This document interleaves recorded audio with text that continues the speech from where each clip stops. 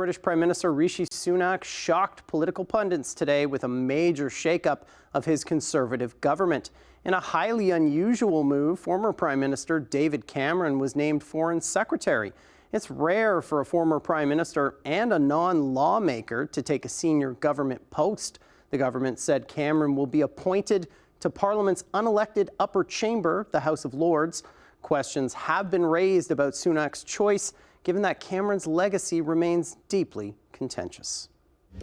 The House will be aware that the Prime Minister today has appointed the Right Honourable David Cameron as Secretary of State for Foreign, Commonwealth and Development Affairs. Former British Prime Minister David Cameron was named the country's new foreign minister today in a surprise appointment made by the current Prime Minister Rishi Sunak as he reshuffles his cabinet.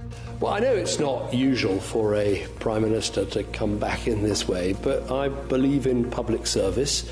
The Prime Minister asked me to do this job, and it's a time where we have some daunting challenges as a country. Cameron served as PM from 2010 to 2016, resigning after the outcome of the Brexit referendum, when Britain voted to leave the European Union.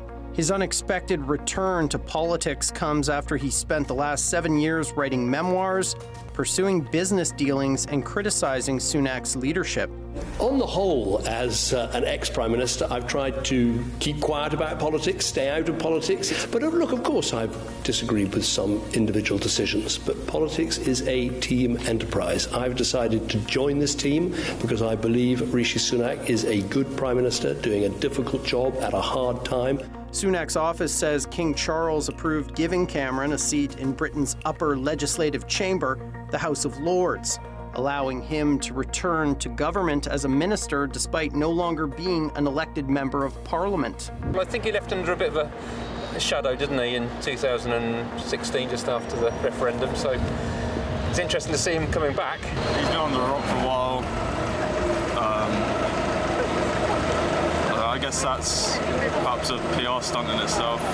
Well, he can't do any worse than what's currently in position, and maybe he's a mature figurehead that we need at the moment. Cameron's appointment comes after Sunak fired Interior Minister Suella Braverman, one of his most senior ministers. Last week, Braverman defied the PM by writing an article that was published in The Times, attacking London's police and their handling of a pro-Palestine march that took place on the UK's Armistice Day over the weekend. Ceasefire now! Ceasefire now! Ceasefire now!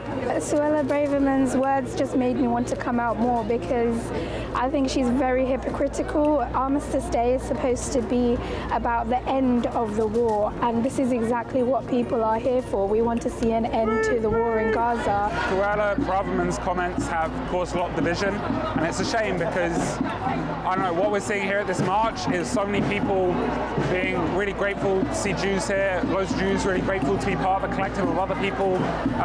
We're here trying to liberate everyone. Critics say Braverman's stance helped inflame tensions and encourage protesters to take to the streets of London, putting Sunak under pressure to take action. Braverman will be replaced by former Foreign Minister James Cleverly. I intend to do this job in the way that I feel best protects the British people and our interests. I have had a very good conversation with the Prime Minister, who's made it very clear that he wants us to deliver on our promises. Cameron's appointment fills the hole in Sunak's cabinet left by today's shuffle. For more, we're joined by Sir John Curtice, Professor of Political Science at the University of Strathclyde in the UK. John, is there a political reason behind Suella Braverman's firing, or was it purely for her comments on pro-Palestine demonstrations in Britain? Well, the truth is that is the political reason as to why Suella Braverman in the end has had to go. That is certainly one, her rhetoric, and two, her relationship with the Prime Minister, with 10 Downing Street, between them have proved to be her undoing.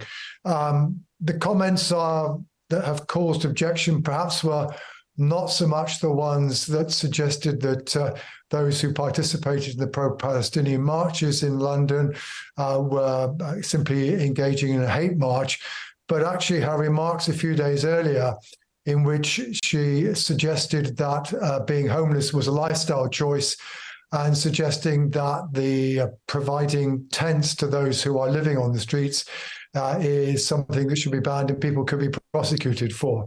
But certainly her rhetoric had reached a point where basically for the last few days, her ministerial colleagues have just not been willing to endorse what she has said. What do you make of Sunak bringing back Cameron? Is that a smart political move, and how's the public been reacting? Well, it's certainly very much a surprise. It's one of those rare occasions when probably every single journalist working in Westminster was blindsided by what happened.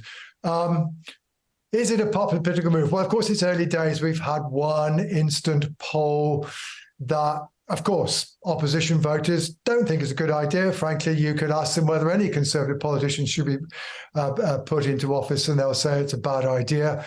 Perhaps more crucially, amongst those who voted Conservative in 2019, 36% approve, but 35% disapprove. Yes, Mr. Cameron did win 2 general elections in 2010 and 2015.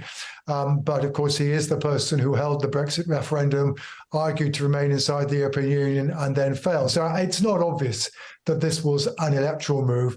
Rather more, perhaps, just the feeling that perhaps Mr. Sunak's government would profit from rather more in the way of gravitas and ballast and experience. And certainly Mr. Cameron brings plenty of that to the office, though, of course, it's not so long ago the Prime Minister was saying that we needed to mark a big departure from the governments of the past. That message, at least, perhaps, has now gone out of the window. No, Sunak was not voted into 10 Downing. He was chosen by the Conservative Party to be PM after Liz Truss's resignation. Do you think he has a good chance in the next election? Well, frankly, the odds of the Conservative Party forming the next administration are very low. They are 19 points behind Labour in the opinion polls. That's problem number one. And they've effectively made no progress during the 12 months now that Mr. Sunak has been Prime Minister. So they had hoped that as somebody who 12 months ago at least was more popular than his party, Mr. Sunak will be able to improve his party's rating amongst the public. He has not, frankly, had any long-term success in that endeavour. Should indeed the lead narrow, but we still end up with a parliament in which no party has an overall majority. Neither the Scottish National Party nor the Liberal Democrats, who are the two parties fighting it out to be the third biggest party in the next parliament, are willing to allow the Conservatives to run a minority administration. And to that extent, at least, the odds are stacked against the Conservatives, because even if they were the largest party, they still may not be able to form a government. Thank you so much for joining us, Professor John Curtice. You're welcome.